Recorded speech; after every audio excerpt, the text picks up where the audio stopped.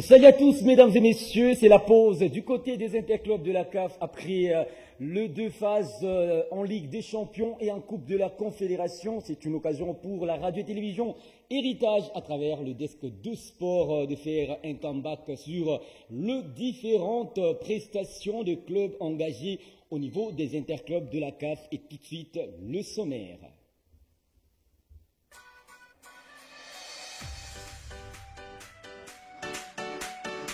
Messieurs de la Ligue des Champions de la CAF avec cette qualification historique pour Maniema Union. Les unionistes ont écrit leur histoire. Le club de Kindu n'a pas raté son déplacement en Angola face à Petro Atlético de Luanda. C'était au stade du 11 novembre. Et toujours en Ligue des Champions, mesdames et messieurs, qualification historique de l'équipe du tout-puissant Mazembe Anglebert après avoir battu l'équipe justement de Red House de la Zambie 2 buts contre 1. C'était du côté du stade TPM de la commune de Kamalondo. Et en Coupe de la Confédération, vous allez regarder la formation justement du FC Saint-Éloi Lupopo qui a vu ses aventures africaines être arrêtées. C'était à l'issue de ce match qui s'est déroulé au stade plutôt Félix Basamaliba. Nous sommes là dans la commune de la Kenya devant Bravos Domatis de l'Angola. Le score était d'un but contre 2 en faveur des Angolais, toujours en Coupe de la Confédération. Il y avait aussi ce match nul enregistré du côté du stade des Martyrs de la Pentecôte contre Vita Club et l'équipe des Stellenbosch. Donc le miracle de Vita Club n'a pas eu lieu au stade mythique des Martyrs de la Pentecôte, sur la Kinshasa, capitale de la République démocratique du Congo.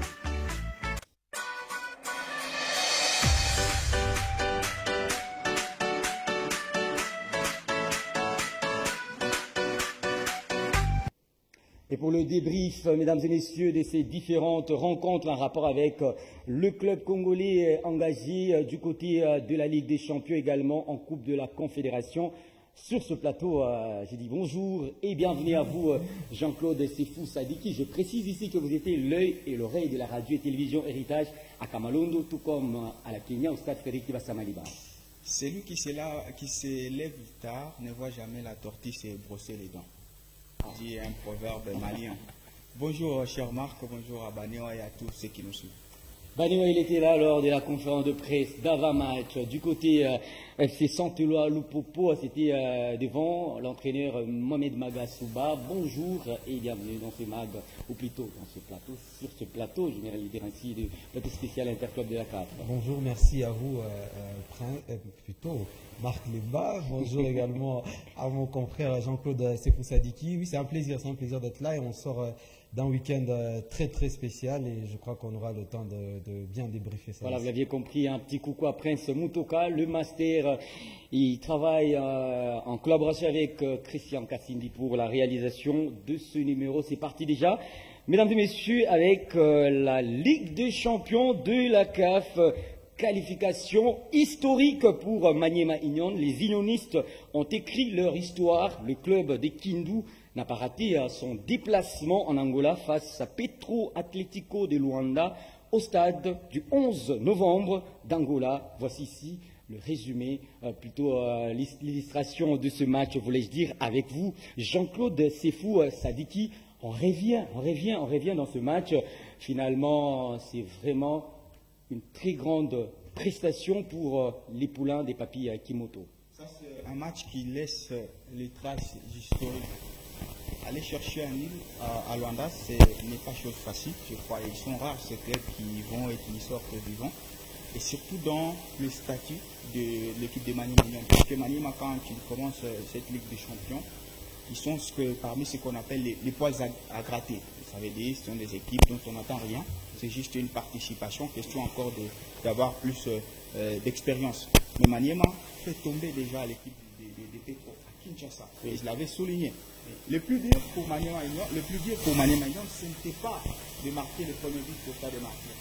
Le plus dur, c'était de reprendre l'avantage après s'être fait égaliser. Ouais. Et c'est là que mentalement, je crois, Maniema Union a piqué justement ces Angolais-là. Et au match retour, sachant que c'est parmi l'équipe la plus homogène en fait, en République démocratique du Congo, ça veut dire que c'est un collectif déjà qui est là depuis 3 ans, des joueurs qui se connaissent et surtout un entraîneur, je pense, qui il y a en train petit à petit des tétéans dans cette folie tactique qui essaie de s'adapter, de se réinventer, qui est donc Papi Kimoto. Et voilà, il n'a pas vraiment eu grand-chose à part de donner à l'équipe une bonne intelligence défensive. Ça a été la clé d'ailleurs qu'on cherchait et j'ai l'impression que cette équipe de Maniema a donc barré la route à Petro. C'est un exploit qui reste dans l'histoire. Vainqueur 2 buts contre 1 au match aller, le vert et noir. Il faut dire ici que l'équipe de Kindu a fait preuve de résistance et de résilience avec vous, Joël Banéa. Oui, je trouve que Jean-Claude le disait bien tout à l'heure, c'est une équipe qui respire complètement l'homogénéité. Cette homogénéité-là, elle est mise en œuvre par un homme, un artiste.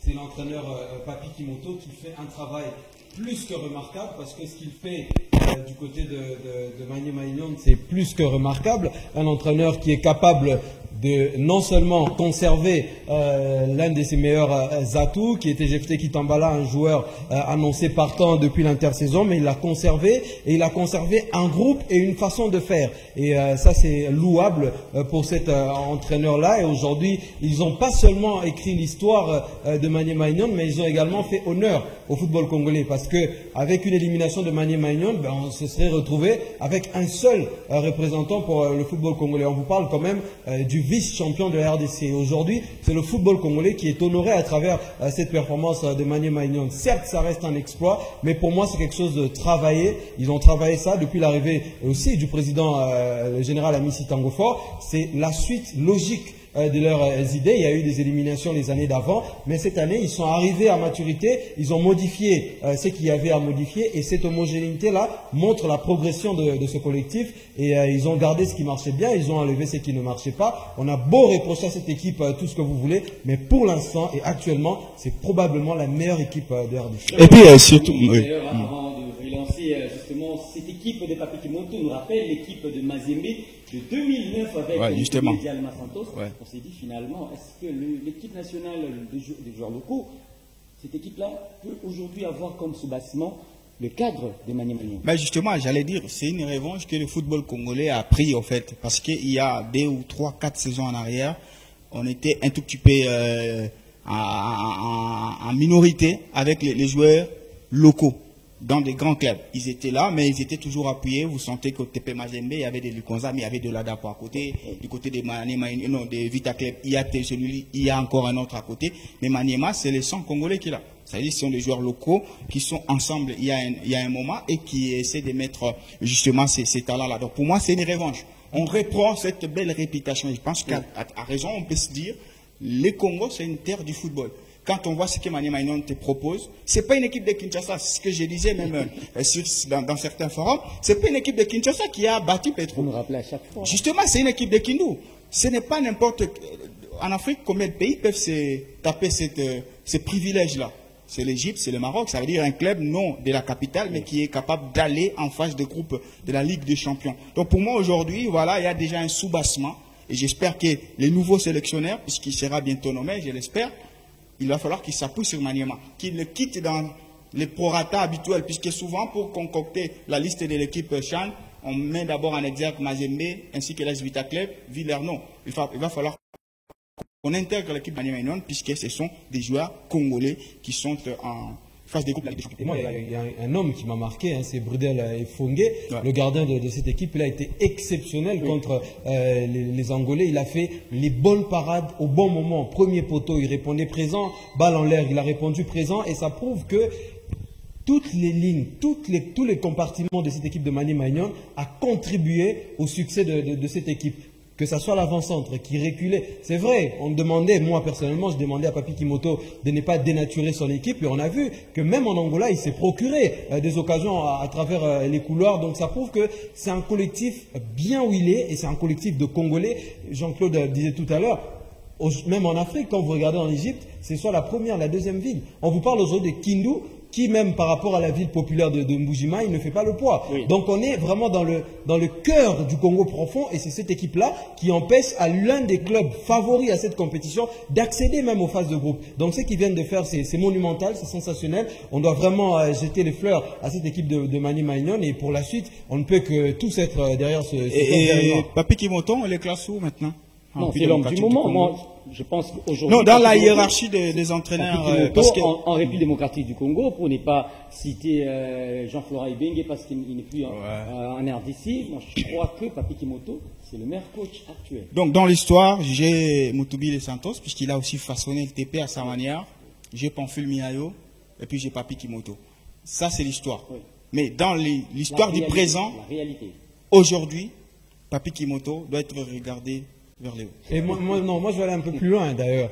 Quand vous regardez les clubs qui vont jouer dans cette phase de groupe de la Ligue des Champions, c'est des gros clubs. Hein. Ouais, c'est ça. C'est des gros clubs. Et Maïe Maignan vient peut-être comme étant... Petro. Voilà, éliminer Petro. Ils prennent la place de Petro et c'est pas donné à tout le monde. Donc c'est un entraîneur qui vient avec un groupe local, il réussit cet exploit.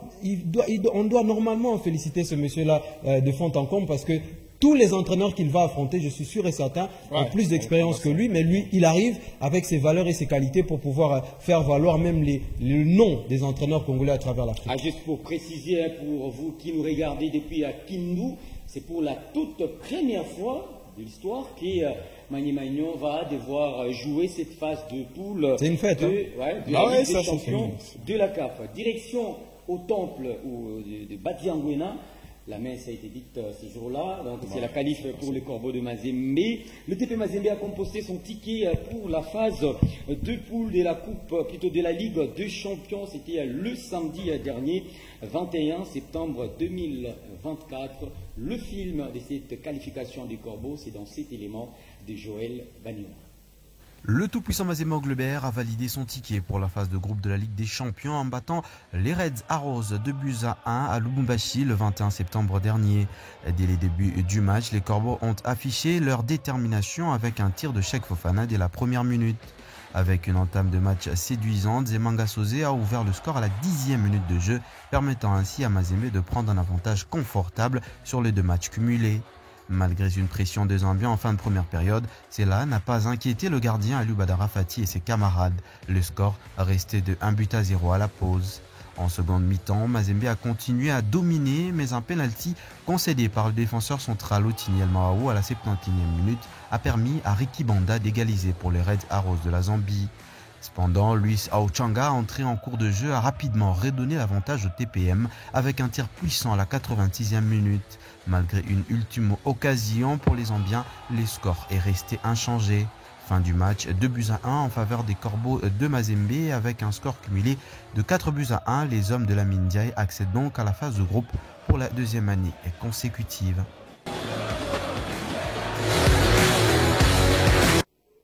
Bousculé par son adversaire du jour, Joël Banéa, le club champion de la Lina Foot a déployé justement les ressources nécessaires pour s'offrir la victoire devant le club zambien plutôt, le Red Arrows. Oui, Mazembe a fait l'essentiel. L'essentiel, c'était de se qualifier, mais surtout de ne pas perdre à Kamalondo, son premier match officiel. Oui. Et après ce qu'on a vu au match aller à la Zambie, 2-0 grâce à des individualités exceptionnelles, on a revu un peu mieux lors de ce match retour dans les 15 premières minutes, parce que collectivement, ce que Mazembe a offert, c'était quelque chose d'assez exceptionnel, mais on est retombé dans ce qu'on avait vu en Zambie. Ça se basait beaucoup plus sur des qualités individuelles, mais mon analyse en rapport avec les Corbeaux de Mazembe ne changera pas, parce qu'on l'avait dit déjà avant ce match, quand Mazembe joue les Reds de la Zambie, le TP reste favori. Même un TP boiteux sera toujours favori face à cette équipe des Reds Arrows de la Zambie, parce que ce que j'ai vu lors du match aller, c'est une équipe qui collectivement était meilleure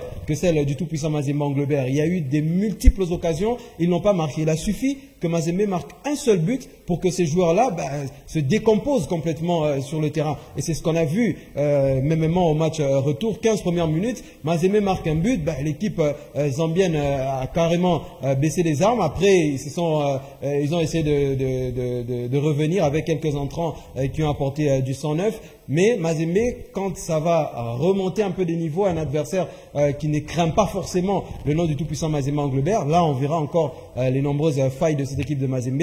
On avait fait un 11 probable ici toujours dans ce plateau. C'est un 11 qui a une bonne qualité mais qui a des défauts, et c'est un banc complètement vide du côté de Mazembe. Face à Red Arrows, ça devrait passer parce que c'est le nom de Mazembe qui devait primer, mais pour la suite, je garde encore mes inquiétudes pour l'équipe de Katumbi. Avec un effectif moyen, mais Mazembe confirme quand même sa suprématie sur les continents. Ouais, ça devait passer face à Red. Hein. Je crois on l'attendait, cette qualification face à Red à Kamalondo. Je crois il y a les 15 premières minutes que moi j'ai nommé les 15 premières minutes de Kamal. Pendant ces 15 premières minutes, les TP a fait tout dans la perfection. Ça veut dire ils ont occupé le terrain, ils ont dominé l'entrée-jeu et surtout ils ont fait un pressing qui a complètement étouffé les ambiants des Reds. Ils ne se sont pas retrouvés, ils étaient vraiment perdus sans contrôle. Et c'est même le pressing qui fait que le but de Zemanga, puisqu'il y a un dégagement du gardien, Zemanga qui presse les défenseurs qui voulaient faire la réception et puis Zemanga qui fonce seul, la confiance d'un joueur et il finit par marquer. Et après, je crois, Red, on l'a dit, collectivement et en termes de proposition, production de jeu, Red a invaincu par rapport, désolé de le dire, par rapport au TP. Parce que le TP, c'est les 11, mais c'est quand même largement des joueurs qui étaient remplaçants la saison dernière. Mais au finish, après cette double confrontation, il y a quand même des hommes qui sortent la tête du lot au sein du TP Mazembe. Logiquement, on pouvait s'attendre à la Mindia, puisque lui, c'est du grand A. Mais il a réussi quand même à façonner quelque chose au milieu de terrain. C'est là où je pense que Mazembe, dans les rares phases de jeu, était en train de jouer. Oui. Ce qui n'a pas été toujours dans l'habitude de la Mindia. La Mine, c'est quelqu'un qui bétonne défensivement et puis qui procède par les contres. Mais sur certaines phases, vous avez une équipe du TP qui fait léger. Pourquoi? Parce que son milieu aujourd'hui est rempli d'artistes. Puisque quand tu regardes Badamassi, au-delà d'être un casseur, c'est d'abord un animateur et c'est un connaisseur du football. Donc c'est un artiste. C'est un garçon qui aime les beaux jeux, qui aime les dribbles, qui aime les marquages, les démarquages. Techniquement, il est fort. Ouais, techniquement, il est fort. Vous avez Ngimbi. Ngimbi, on connaît sa qualité première, c'est la possession du ballon. Il sait aussi faire cette bonne conduite. Et puis vous avez les chouchous de Kamal, qui est Zemanga Sosé, dont on connaît toutes les qualités au milieu de terrain. Donc pour une fois, il y a une innovation qui, peut-être c'est tôt de le dire, que la mine est en train d'apporter. Pour une fois, il va avoir un milieu qui est régulier. Un milieu qui est composé d'artistes, Zemanga, Badamassi, ainsi que Marseille Ngimbi. Ligne d'attaque, c'est là où il y a beaucoup d'interrogations, puisqu'au finish, nous n'avons qu'Oscar Kabut, qui a été très performant durant la double confrontation. Pour moi, c'est l'homme de la qualification de cette équipe-là du TP Mazembe, Oscar Kabut, parce que même le deuxième but de Ochanga, c'est lui qui fait tous les efforts et Ochanga vient juste conclure. Mais j'ai beaucoup de doutes, de gros doutes sur Fofana, qui pour moi est tout aujourd'hui, sauf un joueur de football. Il a perdu tout au fait d'un joueur de foot. Mais pourtant, la saison dernière, il a très bien commencé. Il nous a mal fait belles empreintes. Pour me résumer, après cette double confrontation, je garde quand même d'assurance de cette équipe du TP un bon gardien, une très bonne défense qui est complémentaire, un bon milieu. Pour une fois, la mine a trouvé la recette au milieu de terrain, sauf qu'il est en manque d'hommes. Il a parlé de la profondeur du banc. Oui. Juste pour illustrer, sur cette double confrontation, la mine a opéré quelques changements. Oui. Et ces changements ont été à 90% défensifs. Oui. C'est-à-dire les joueurs qui sont entrés étaient défensifs. Au match aller, c'est Atibou qui prend la place de Madouzone, c'est notre ami Moudjaya qui prend la place de Keita, et c'est Mawaou qui entre. Donc tous les trois joueurs qui sont entrés en Zambie sont défensifs. À Kamal, le samedi dernier, encore 4 joueurs qui sont entrés, 3 défensifs. Mawaou, Ngalamouloumé, et ainsi que notre ami Mungwengi, sauf Aouchanga. Donc on se rend compte que quand il y a des problèmes offensivement, la mine, quand il regarde derrière lui, il n'y a personne pour entrer. La preuve, c'est que notre ami Traoré finit 180 minutes sans but et sans être remplacé. Il faut dire ici la bonne nouvelle en rapport avec l'équipe tout-puissant Mazembe Anglebert, qui se retourne de Passion Mwamba, bientôt là. Il va devoir maintenant jouer pour le compte de Corbeau parce qu'on a critiqué l'animation également. Est-ce que vrai, on parle quand même d'un joueur qui a raté sa pré-saison? Oui, est-ce qu'il aura le temps d'être fit comme les autres? Parce que quand on parle... C'est un talent pur, inné. Le talent ne suffit pas. Le talent, oui, c'est ça. Le talent ne suffit pas. Merzen Ngimbi, il a beaucoup de talent, mais physiquement, à un moment donné, la saison dernière, on avait vu que ça a posé des problèmes. Donc moi, je crois que même l'ajout de Patient Mwamba, c'est vrai, ils en ont besoin. Ils ont besoin de Patient Mwamba, mais ça sera insuffisant. Moi, depuis que je regarde le tout-puissant Mazembe Anglebert, c'est la première fois que je vois Mazembe s'avancer pour toute une saison avec un seul avant-centre. C'est ça l'un des problèmes qu'a cet entraîneur Lamine Ndiaye. Mais j'ai comme l'impression que Lamine Ndiaye, c'est une forme de bénédiction pour cette équipe de Mazembe. Regardez-le en conférence de presse. Il se dit, mais pourquoi vous vous attardez sur ceux qui sont partis? il donne l'impression en fait d'avoir la totale confiance à ces joueurs qui sont présents. Et c'est là que je suis en train de petit à petit comprendre là où se trouve le secret de la réussite de Lamine, c'est que c'est un entraîneur qui est capable de faire d'un joueur moyen un bon joueur. Oui. Parce que le contexte aussi fait cela. Regardez Kabouit aujourd'hui. Les 2 matchs que Kabouit a fait contre les Reds Arrows de la Zambie, à la prochaine étape de la compétition, le monsieur lui dira, écoute, regarde ce que tu as fait, là c'est un autre niveau, tu es capable aussi de faire ça. Et un joueur de football, on le sait, quand un joueur de football est en confiance, le talent s'augmente de manière exponentielle. Et je crois que ça, c'est la force de cet entraîneur-là. Il est capable d'insuffler une forme de confiance. Même Patient Mwamba, dont on est en train de parler, il a fait le buzz sur les réseaux sociaux avec tout ce qu'il y avait autour de lui. Son retour sur le terrain, ça quelque chose d'important. Il aura les regards de tout le monde sur lui. Et on sait que si son club lui fait confiance, il a du talent pour pouvoir réussir. Donc je trouve simplement que Lamine, c'est vraiment la base de ce projet de Mazembe, parce que cette équipe, vous la donnez à n'importe quel entraîneur, en tout cas on aurait 2 fois plus de soucis à se faire que ce qu'on se fait. C'est un orfèvre. Et puis il y a une autre solution pour moi, c'est Philippe Traoré. On connaît que c'est un joueur qui marque, mais les matchs abordables. Dès que les niveaux montent, il s'efface. Ce n'est pas un neuf qui tue en fait les occasions. Lui, c'est aussi un neuf qui peut créer. Il est un peu dans la lignée de Benzema, Harry Kane. Ça veut dire, oui, il ne peut pas forcément marquer, mais il est capable de se muer dans les collectifs. Et je trouve que chaque fois qu'il dézonnait, puisque dans les rares fois, il essaie un peu de permettre avec Cheikh Fofana. Il prenait les couloirs. Et quand il prenait les couloirs, c'est quand même un Traoré qui se débrouillait très bien dans le remise, dans les déplacements, dans des dribbles. Donc je trouve aujourd'hui que la réflexion de Lamine, il la faisait déjà la saison dernière, puisqu'il permettait avec Béa, par moment, Traoré prenait les couloirs. En Angola, quand Mazembe revient au score, c'est avec un Traoré dans le couloir et Kizumbi qui marque. Donc je trouve aujourd'hui que Lamine avait anticipé, il avait vu ça. Faute d'avoir un neuf, il est obligé de jouer toujours avec Traoré comme neuf. Donc si on propose encore une autre dimension d'un joueur qui peut occuper le poste de numéro 9, Traoré ferait un bon ailier.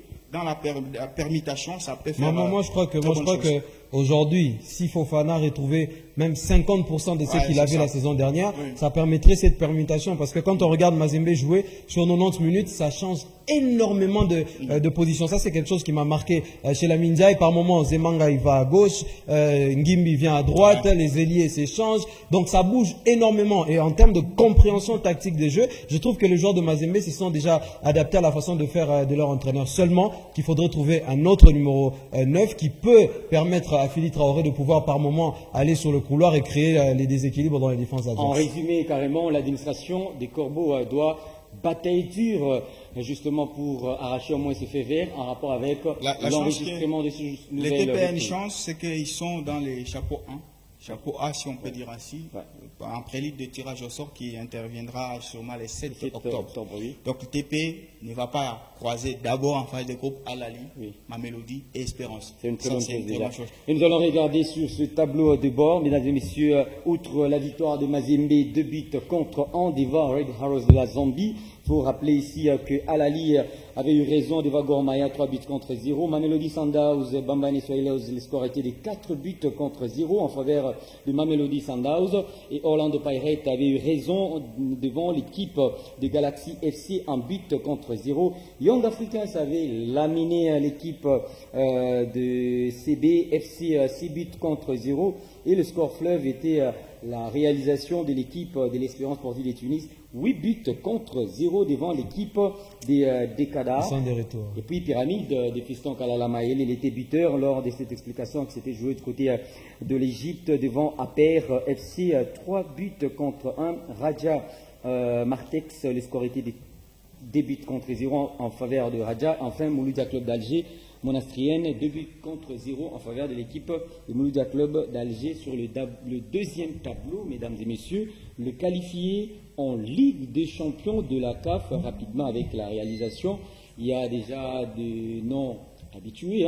On retrouve l'équipe de Mazembe, l'équipe de Al-Hali, Mamelodi, Orlando, Young Africans, l'Espérance de Tunis, Pyramide, Raja, Mouloudia Club d'Alger et d'autres clubs. Jean-Claude, c'est fou, juste une observation.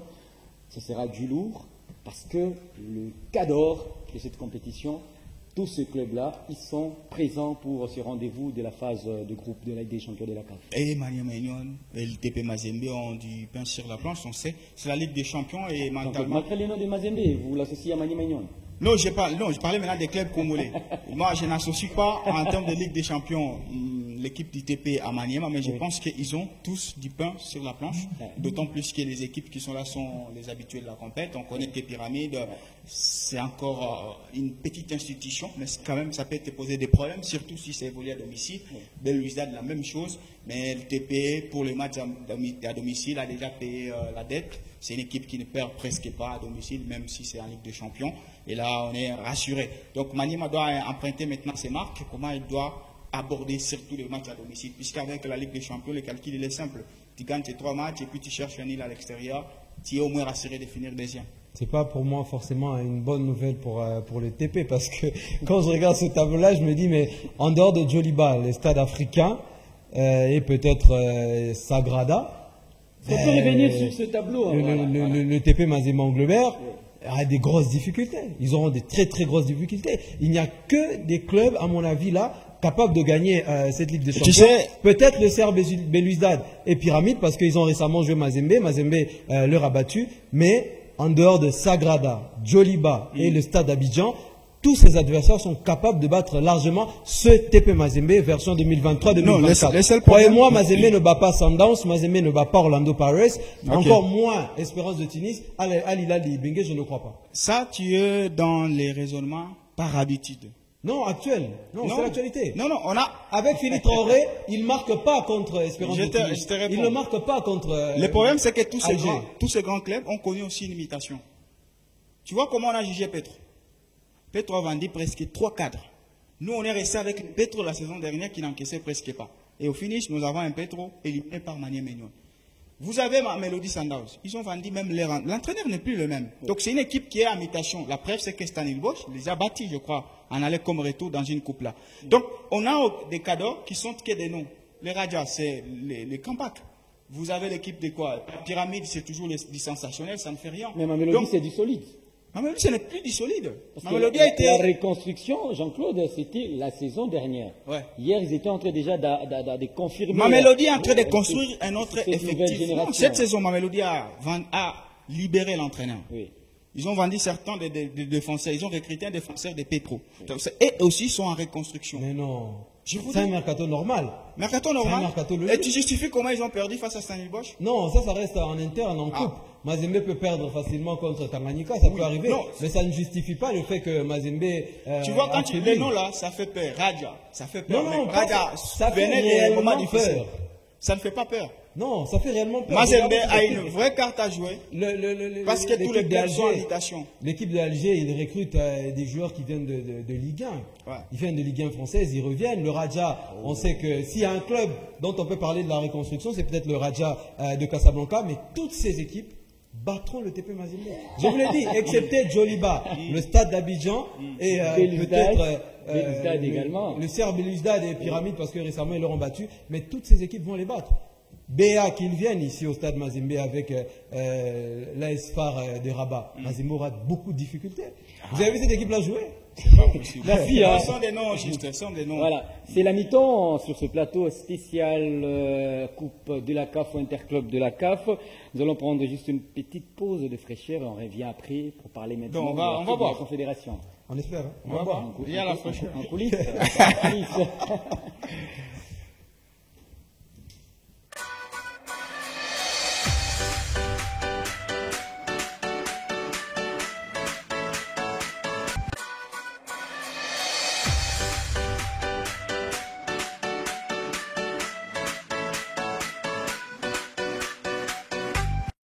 Et c'est parti déjà pour cette deuxième partie de ce plateau spécial Interclub de la CAF avec vous Joël Banéa et Jean-Claude Sefou Sadi qui nous allons parler maintenant de la Coupe de la Confédération.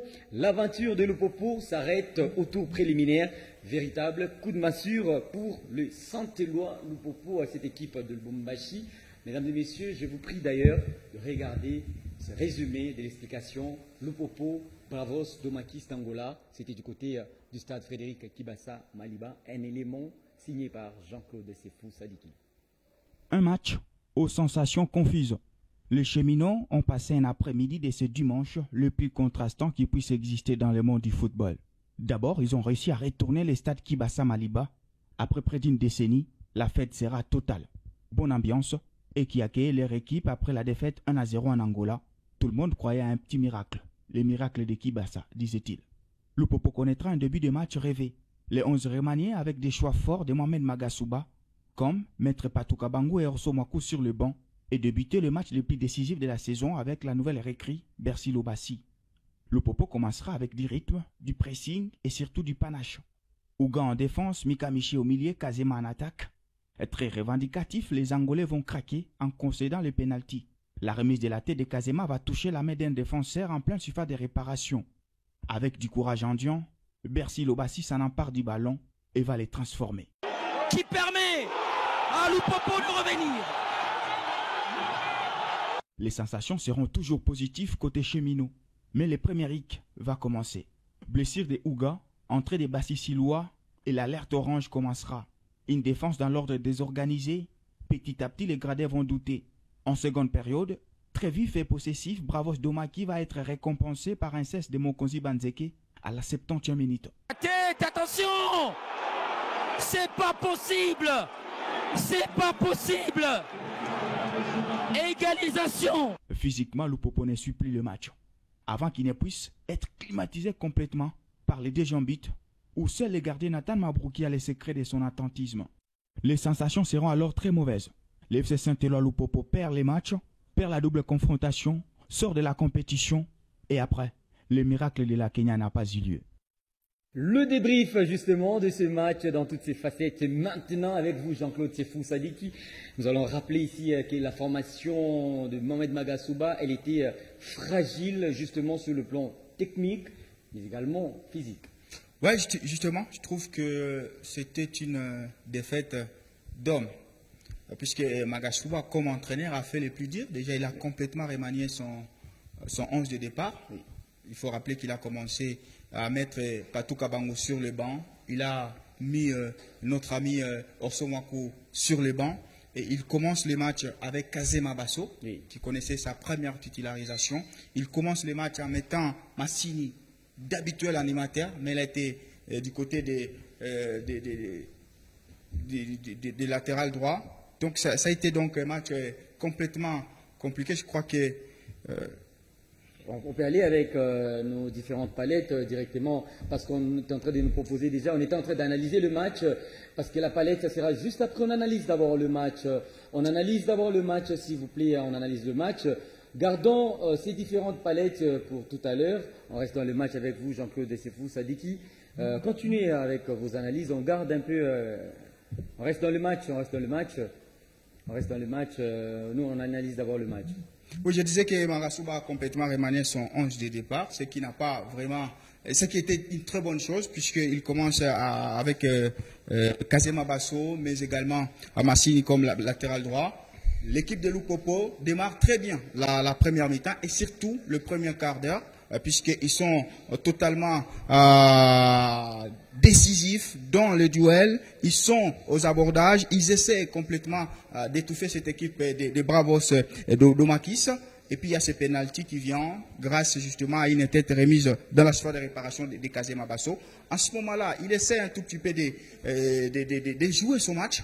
Mais la fin de la première période a été difficile dans la mesure où Ouga va sortir sur blessure. Et c'est là où il faut déjà mentionner que la préparation physique de cette équipe de Lupopo aura été tout simplement biaisée.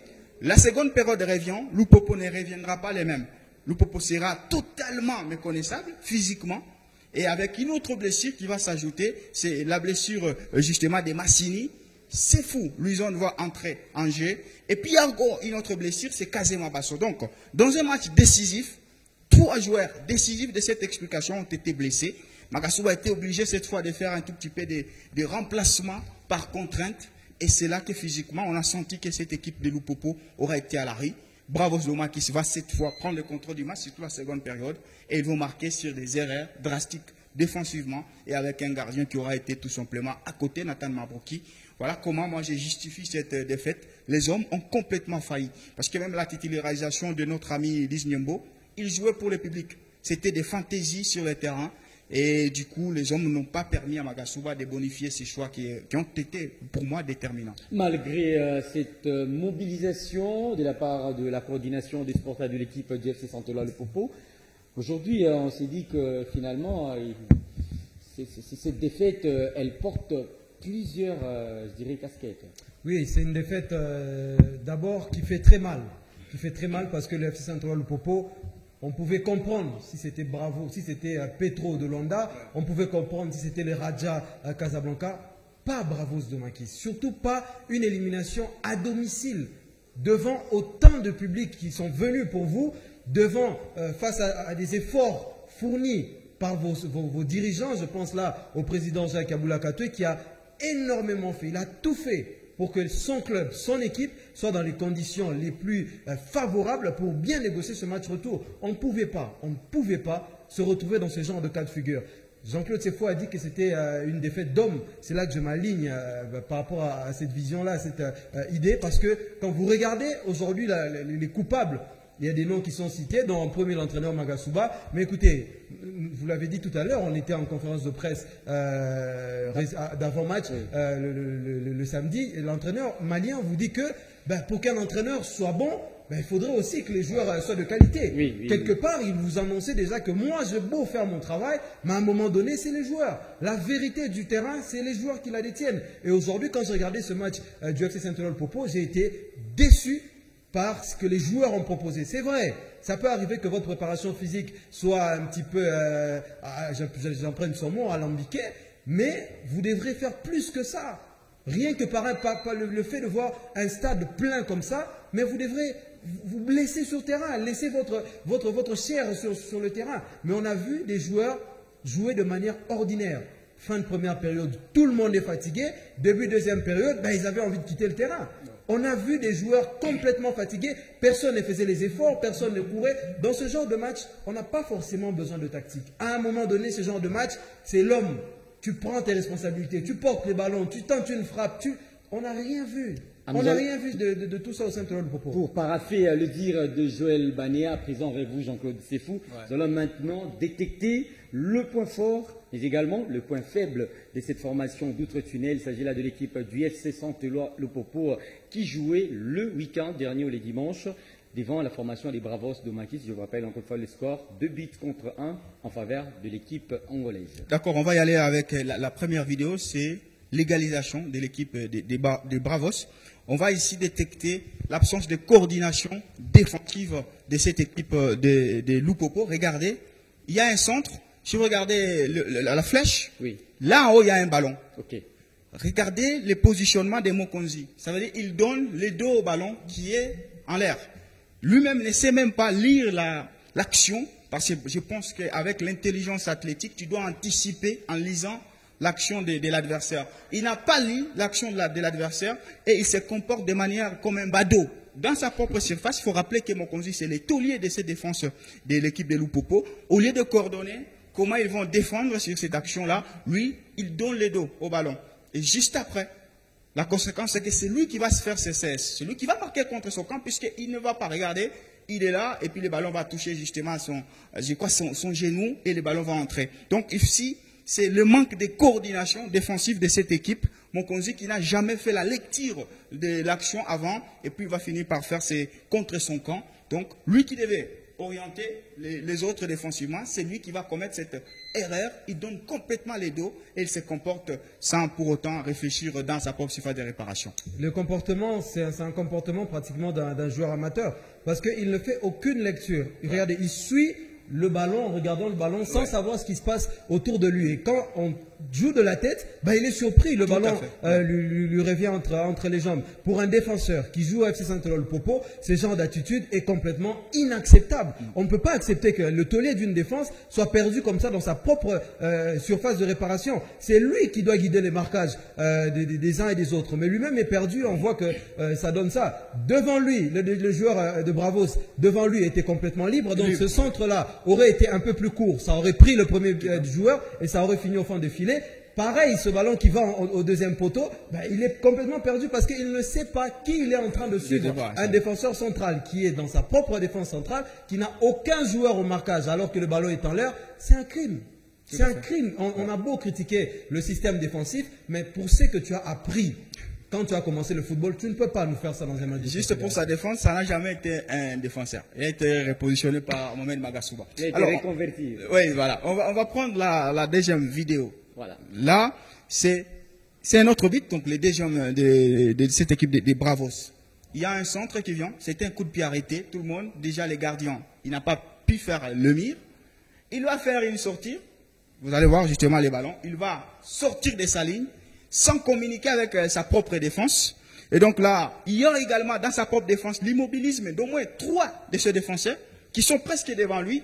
Alors qu'au milieu, il y a un attaquant des Bravos qui va faire quoi? Qui va surgir. Et quand il va surgir, il va tromper tout simplement, tout parce qu'il va dévier ces ballons-là, qui va finir par tromper Nathan Mabroki. Vous voyez les rouges sur les poteaux. Ce qui est quand il y a un coup de pied arrêté, en principe, il doit y avoir 2 défenseurs. Un, il est au premier poteau, il s'installe. Un second au deuxième poteau, comme sur ce but-là. S'il y avait un défenseur au deuxième poteau de Lupopo, je pense qu'il aurait pu même sauver de la tête. Sauf qu'il ne va pas les sauver. Pourquoi? Parce qu'il n'y avait rien. Ça prouve que l'animation défensive de cette équipe de Lupopo est pour rien 0. La preuve, c'est que dans tout le match, Mabroki ainsi que ses défenseurs centraux s'entremêlaient. Ils s'engueulaient tout le temps, puisqu'il n'y avait personne pour coordonner. Vous allez voir le but. Il n'y avait personne pour même intercepter ces ballons parce qu'il y a des défenseurs qui peuvent intercepter les ballons même sur la ligne. Il y a déjà un surnombre inutile, au moins 6 défenseurs de Lupopo, ou 6 joueurs de Lupopo contre 4, mais c'est au finish les Angolais qui vont prendre le dessus dans cette action. Ça, tu es entraîneur de football, tu dois, je ne sais pas, péter un câble parce que c'est un but qui énerve. Il y a tout pour que ça énerve. Le premier coupable, effectivement, c'est le gardien Mabroki. Dans un coup de pied arrêté, c'est le gardien qui oriente sa défense. Il choisit le nombre de joueurs qu'il y aura sur le mur. Il fait son placement. S'il sait qu'il peut aller chercher ses ballons en l'air, il sécurise la cage derrière. Mais malheureusement, il n'y a rien de tout ça. Aucun joueur au marquage derrière. Et c'est incompréhensible. C'est là que je vous disais, les joueurs, ils étaient amorphes. Comment expliquer dans un coup de pied arrêté qu'il y ait 3 joueurs au même endroit? Personne ne saute, personne ne bouge. On ne peut pas avoir ce genre d'attitude dans ce genre de grands matchs. On ne peut pas se cacher derrière le fait que physiquement je n'étais pas prêt, etc. On a comme l'impression que c'était une forme de distraction ou un manque de volonté. Parce que là, vous êtes 3, soit 2 bougent, soit on peut comprendre qu'un seul joueur ne bouge pas. Mais 3 joueurs dans un coup de pied arrêté qui sont même pas concernés par le ballon, c'est un crime. Ouais. Dans une situation où vous êtes en balle arrêtée. Tout le monde doit avoir au moins un joueur. Je n'ai pas été professionnel, excusez-moi, mais quand il y a coup de pied arrêté, qu'il en monte une et permettez-moi de le dire. Ouais, mais là, on a 3 joueurs qui foutent absolument rien dans la surface de réparation.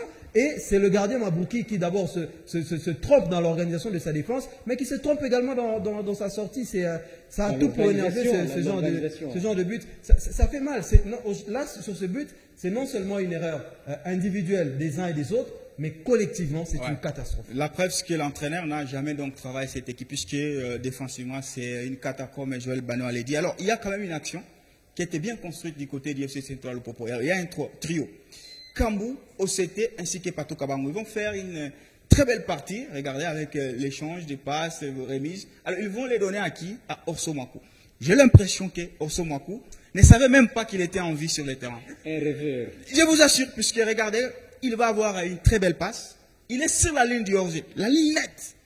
Au lieu, dans ce genre de situation, tu ne contrôles pas. Tu frappes directement, puisque déjà, il y a un risque que tu sois hors-jeu. Lui, il va chercher à contrôler et il va même rater le contrôle. Ce qui prouve un attaquant qui n'est plus en confiance. C'est là où peut-être l'option physique peut encore refaire surface. Physiquement, les cheminots ont été au coin de la rue. Physiquement, les cheminots n'ont jamais été travaillés pendant la pré-saison. Parce que regardez, un attaquant en confiance, quand il a une très bonne passe, regardez cette passe-là, normalement, tu vas finir. Il est là, vous allez suivre la suite de l'action. Il est seul, il va chercher à réceptionner alors qu'il rate son contrôle. Tout attaquant, normalement, dans ce genre de situation, doit soit tu réceptionnes le ballon, on te l'arrache, soit tu frappes. Mais ne nous fais pas ça. Parce que ce qu'il fait, il détruit un travail exceptionnel qui a été réalisé en amont. Ce genre de combinaison, ça n'a rien envie en Europe. Une touche de balle, je te donne, tu me remets, je me place. Le jeu avec et sans balance, car ce qu'ont fait les 3 joueurs du FC Central Lupopo, c'est extraordinaire. Et ça a manqué qu'un joueur comme un buteur, un finisseur. Pour finir cette action, on aurait eu peut-être l'un des plus beaux buts de ces phases éliminatoires. Ouais, collectivement parlant, ils ont conjugué le football à l'impératif du présent. Mais malheureusement, il y a un joueur et un avant-centre, peut-être en manque de confiance, peut-être en manque de physique, parce que ça ne s'explique pas. Et Magasuba n'a rien à voir avec le fait qu'un joueur comme ça est incapable de réceptionner le ballon dans un match de compétition africaine. Il y a des joueurs, Orso, Luisson, je ne sais pas s'ils savaient qu'ils étaient en vue sur le terrain. Eux-mêmes ne savaient pas qu'ils étaient en vue. Donc c'est des badauds, ils n'ont rien foutu. Et je trouve que l'échec d'homme se poursuit. Et c'est curieux que ça arrive après 2 matchs de la saison. Ces choses-là devaient arriver à la fin de la saison, on peut comprendre la fatigue. Mais là, ça arrive au moment où... Parce que tu vois un peu la fougue qu'il y a quand tu fais la rentrée scolaire. L'enfant, il se lève toujours tôt, puisqu'il aime mettre l'uniforme. Mais nous avons un joueur qui semble être rassasié après 2 matchs. Ça trouve que les hommes ont failli du côté de Lupopo. Une déception totale pour le comité Jacques Kaboula Katoué, surtout qu'il a ramené ce match africain à Lubumbashi au temple de Cheminot, appelé communément le stade Frédéric Kibasa Maliba. Il y a eu une forte mobilisation également, l'entrée pour nos amis qui se sont installés du côté à Pourtour. Ils avaient l'accès libre, mais également des primes. Enfin, la déception est venue du côté du cadre. Nous allons rapidement, mesdames et messieurs, sans transition, prendre la dernière formation qui représentait la RDC pour le compte de la Coupe de la Confédération. Il s'agit là de l'équipe de l'AS Vita Club de Kinshasa. Le miracle de Vita Club n'a pas eu lieu.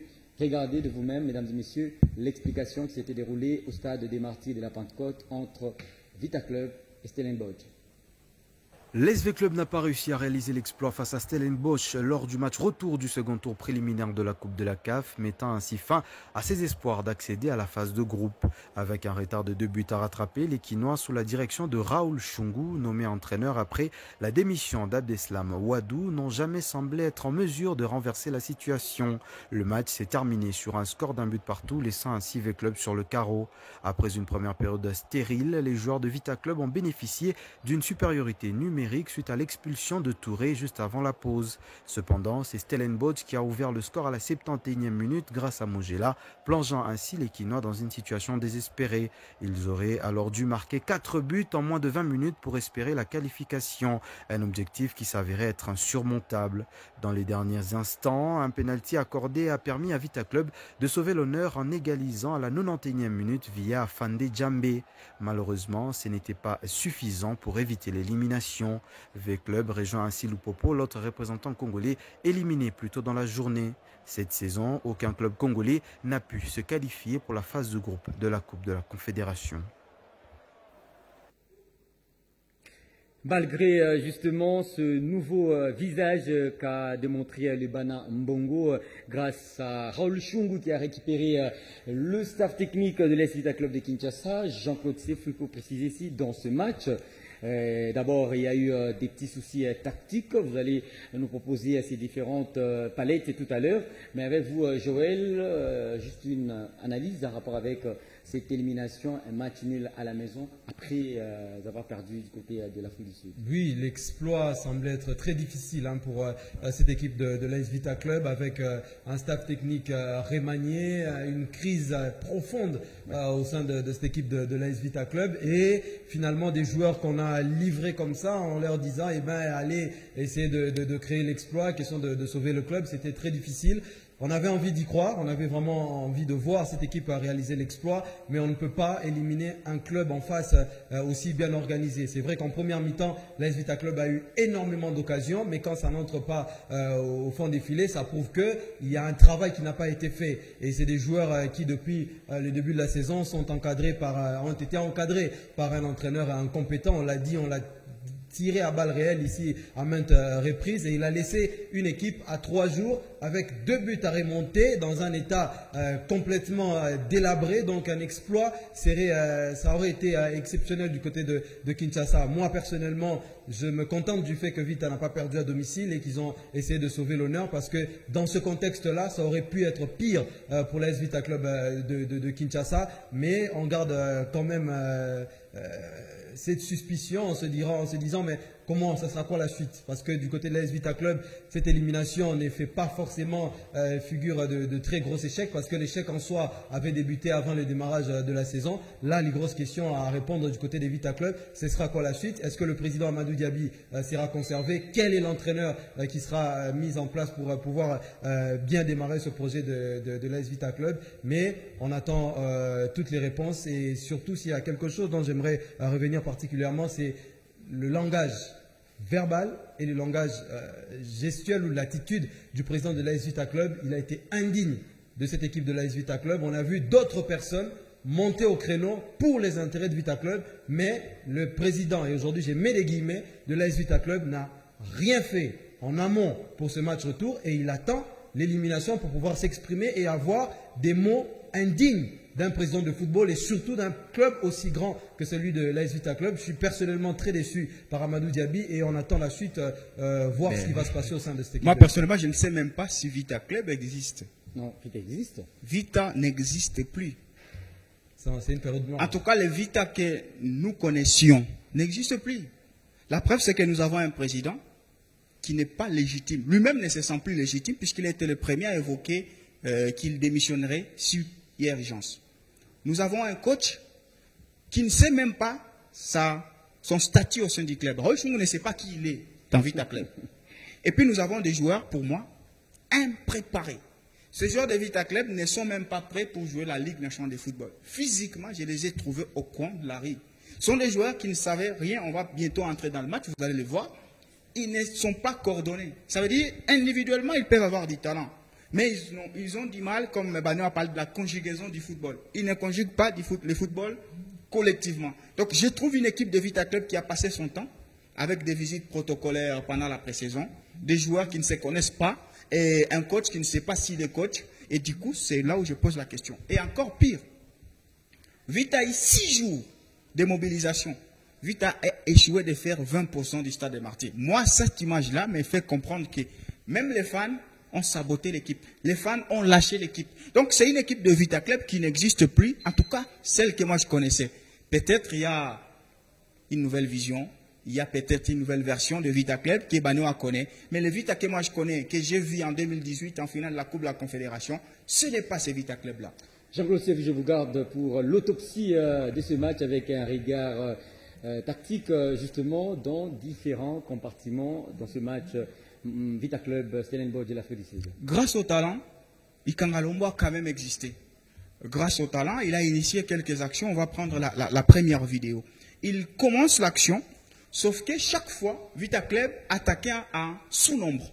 Regardez par exemple là, il veut faire les derniers gestes, mais dans la sphère de réparation, le premier joueur de Vita Club se pointe, il n'a même pas encore accédé dans la sphère de réparation. Donc Vita Club n'attaquait pas en surnombre, mais Vita Club était en sous-nombre à chaque assaut offensif. Pourtant, Vita Club savait qu'il avait besoin de buts, et pour avoir le but, il faut être dans la propre sphère de réparation.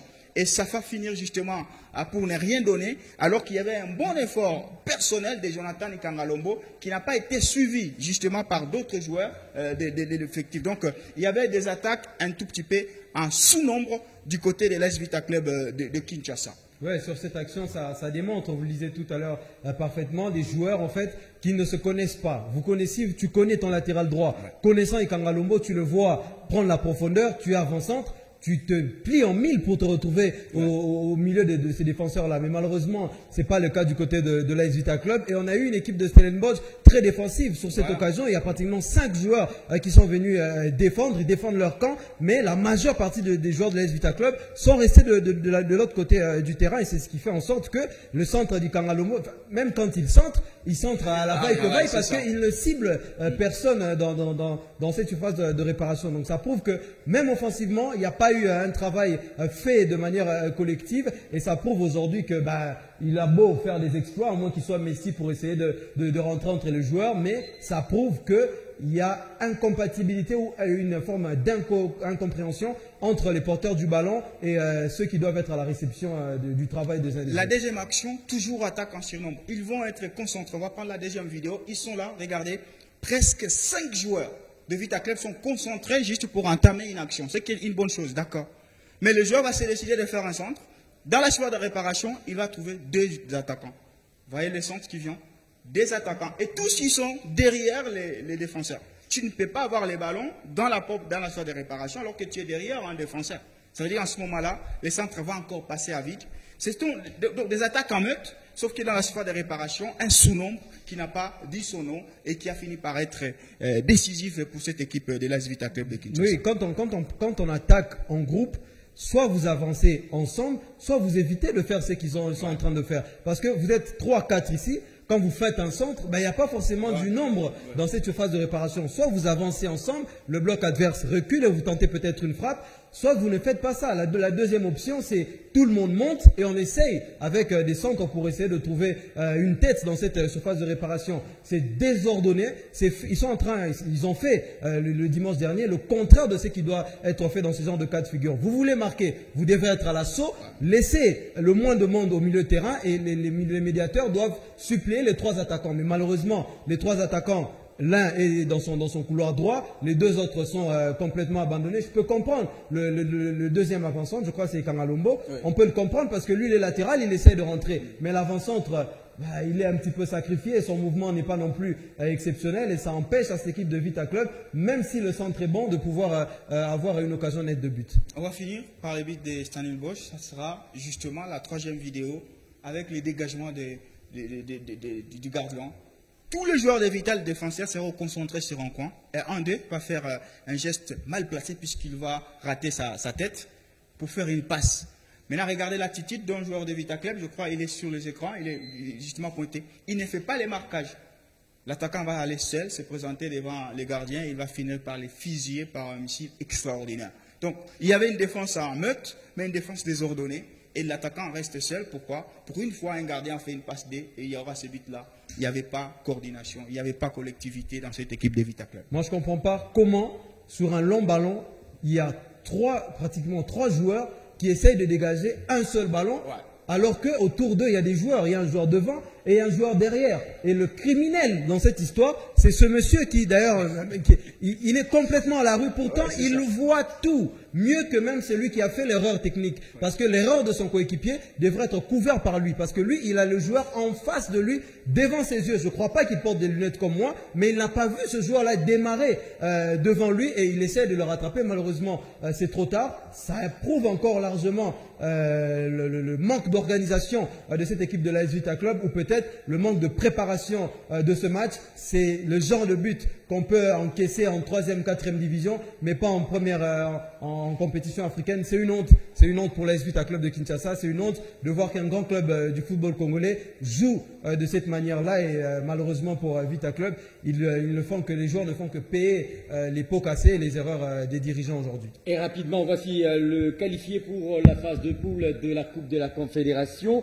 Nous avons le stade malien qualifié pour cette phase de poule de la Coupe de la Confédération. Zamalek d'Égypte, Berkane du Maroc, Lundasul de l'Angola, Sfax de la Tunisie, plutôt un club tunisien, voulais-je dire, et Constantine, un club algérien, Simba de la Tanzanie, Bravos Domakis de l'Angola, Orapa United, Stellenbosch de l'Afrique du Sud, Enyimba du Nigeria, Black Bulls FC et puis Al Masri de l'Égypte, ASEC Mimosa d'Abidjan et ASC Jarraf, enfin USM d'Alger.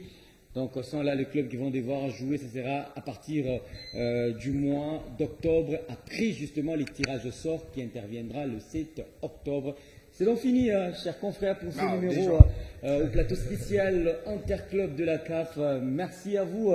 Je commence avec mon ami Joël Baniwa. Merci Marc Limba. Merci à toutes les personnes qui nous ont suivis. C'était un week-end exceptionnel. C'était vraiment un week-end exceptionnel. On va garder ça en mémoire et on espère revivre encore ce genre de choses, surtout particulièrement ici à Lubumbashi, voir nos 2 grands clubs engagés comme ça dans les compétitions africaines. C'est ce qu'on souhaite en tant que fanatique du football et on espère que Lupopo va se relever, Vita également, et que Mazembe et Manu Magnon vont porter très haut le flambeau du football congolais. Merci à vous Jean-Claude pour tous ces éléments en rapport avec le match de Mazembe également de Lupopo. Ce week-end, c'était la fin de la récréation. Vous savez ce qui se passe quand il y a une récréation? Tout le monde se mélange. Mais quand on siffle la fin, chacun connaît sa place. Donc j'ai comme l'impression que Maniema connaît désormais sa classe, le TP a sa classe, Lupopo a la sienne. l'équipe également des Vita Club a aussi sa classe. Donc c'était la fin de la récréation du football congolais. Tous mes sentiments sportifs aux sportifs, merci. Merci à Christian, Herman, Patient également, pourquoi pas notre ami Jean-Marc, c'était là une forte équipe, hein, chapeauté comme d'hab par Christian. Le prochain plateau spécial, c'est donc la reprise de la Ligue nationale de football. Nous sommes là en République démocratique du Congo. D'ici 2 semaines, vous aurez votre plateau spécial, chers amoureux de la Lina Foot. C'est pour bientôt. Ciao, au revoir.